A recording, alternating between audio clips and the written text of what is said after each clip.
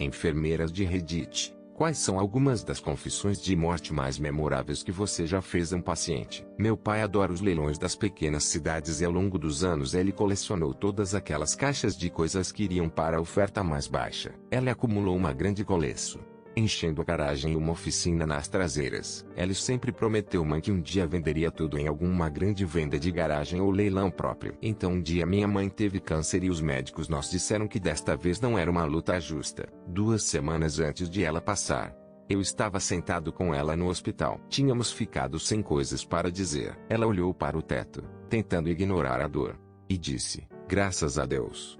Pelo menos não vou ter que lidar com as coisas de seus pais." Eu e a mamãe saímos rindo. Não diga ao meu pai.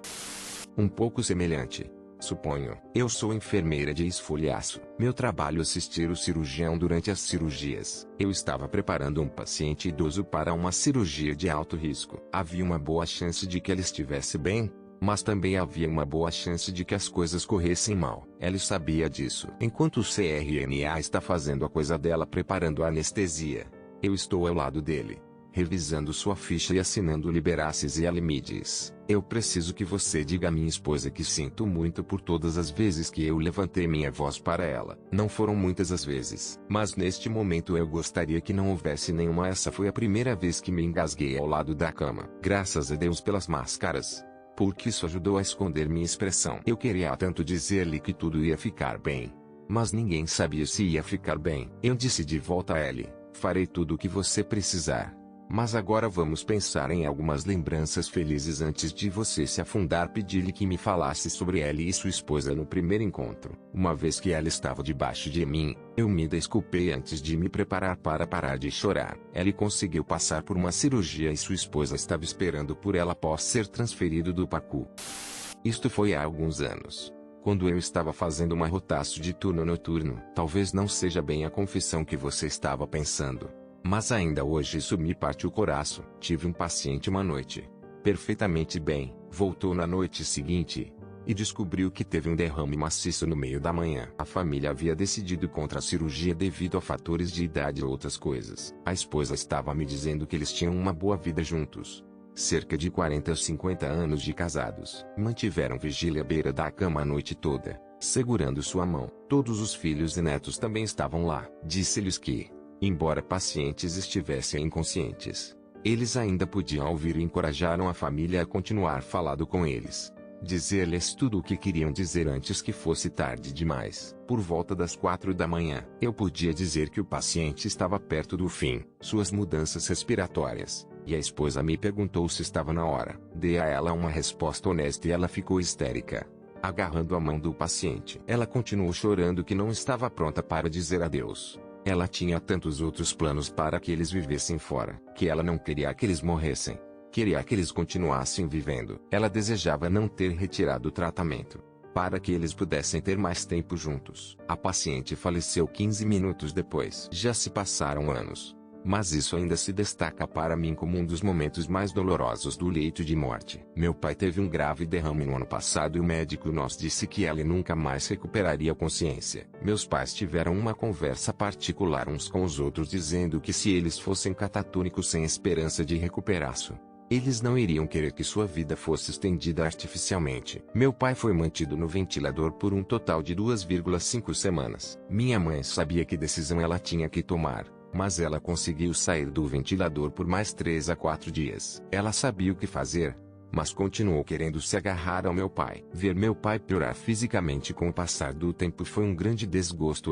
No final, não queríamos que ele sofresse mais, apesar de ter dificuldade em deixá-lo ir. Sua história me lembrou de quando finalmente tiramos meu pai do ventilador e como seguramos suas mãos e conversamos com ele durante seus últimos momentos. O que acontece com a morte que nunca haverá um momento em que você sinta que uma pessoa já viveu o suficiente. Recentemente cuidei de uma mulher que teve múltiplos derrames agudos em um curto espaço de tempo. Uma semana antes ela tinha sido independente, montando seu cavalo todos os dias, ainda ensinando em tempo parcial na escola local, apesar de estar na casa dos 80 anos. Quando chegou até mim, ela já era completamente não verbal, incontinente, e incapaz de se alimentar. Tive a sensação de que ela estava neurologicamente intacta o suficiente para entender o que estava acontecendo.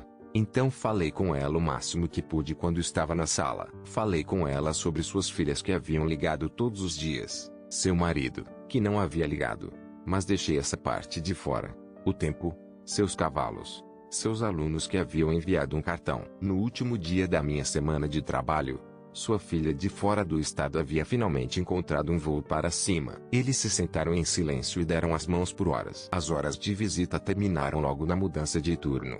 Então entrei para fazer um relatório quando a filha estava se despedindo. A paciente falou então o que eu sabia que seriam suas últimas palavras. Eu sempre estarei cuidando de você, apontou para sua filha.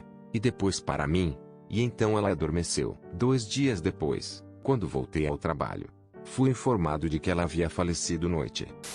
Sou um RN, homem e branco, e trabalhei com muitos idosos. Tive uma conversa de mais de 90 anos sobre como ela tinha feito parte do KKK em sua juventude e como se envergonhava de participar de vários linchamentos e outras agressões a negros e até mesmo alguns católicos brancos. Ela tinha tido vários CNAS técnicos de atendimento ao paciente que eram negros ou hispânicos e sempre foi tão educado e às vezes até amoroso para com eles. Eu podia dizer como seu passado o assombrava profundamente. Ela me pediu para não compartilhar esta informação com nenhum dos funcionários. Nos últimos dias, antes de ficar muito fraco para falar mais, ela perguntou a um dos RNs negros com quem eu trabalhava se ela o perdoava. Ela não sabia o que ela estava pedindo perdão, mas lhe disse que ela o perdoou e o ajudou a acertar com Jesus. Ela passou pacificamente. Alguns dias depois, eu também tive uma mulher com mais de 100 anos me disse que ela havia sido muito maltratada por seu primeiro marido, mas estava presa no casamento por causa da cultura daquela época. Ela tinha sido atirado de um cavalo,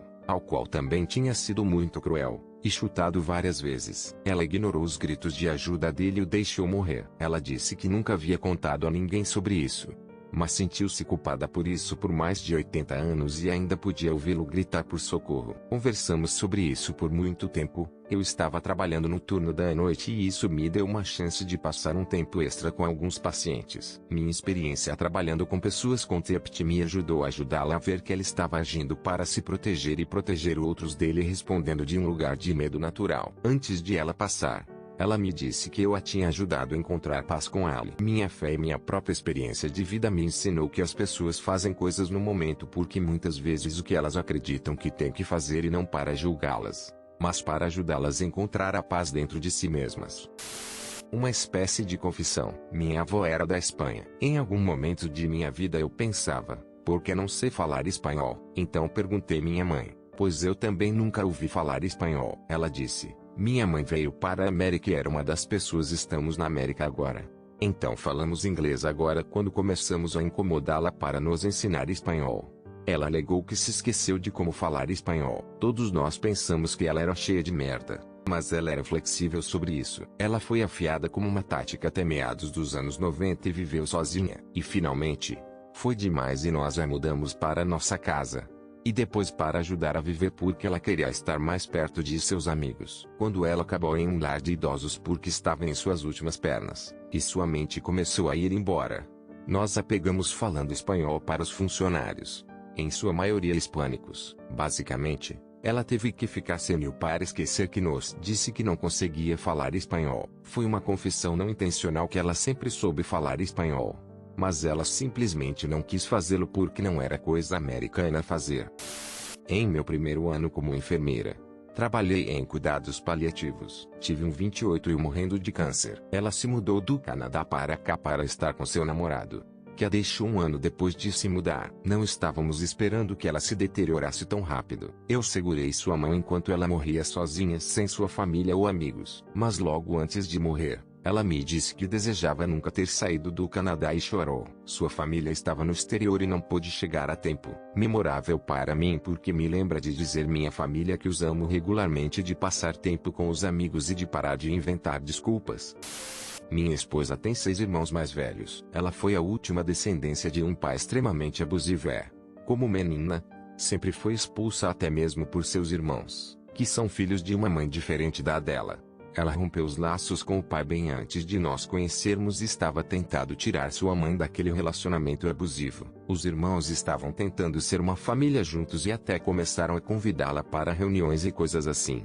mas as cicatrizes eram muito profundas. Bem literalmente, o pai estava deprimido, na casa dos 60 anos, e tentou suicidar-se 2 vezes. Ambas as vezes minha esposa foi a única parente que foi ao hospital, praticamente porque ela era a única cujo número ela conhecia. Isso a destruiu por semanas depois. Então um dia o pai teve um ataque cardíaco. Ela sobreviveu, mas estava em muito mau estado sozinha em uma cama de hospital. Minha esposa chamou os irmãos e os 7 deles decidiram que ela amontoaria o que semeou e se recusaram a ir ao hospital. Ela esteve em terapia durante meses antes e eu nunca vi com uma determinação tão forte. Ela morreu alguns dias depois. Ela pediu que eu lidasse com o corpo. Um funcionário do hospital me disse naquele dia que todo o pessoal estava falando sobre o homem que estava chorando horas antes de um segundo ataque cardíaco, mortal. E perguntou desesperadamente por que nenhum dos meus filhos apareceu. Eram meus filhos e minha filha. Passei cerca de 30 horas me assustando se deveria contar isso à minha esposa. Eu decidi contar. Ela fez um rosto que era como ferro,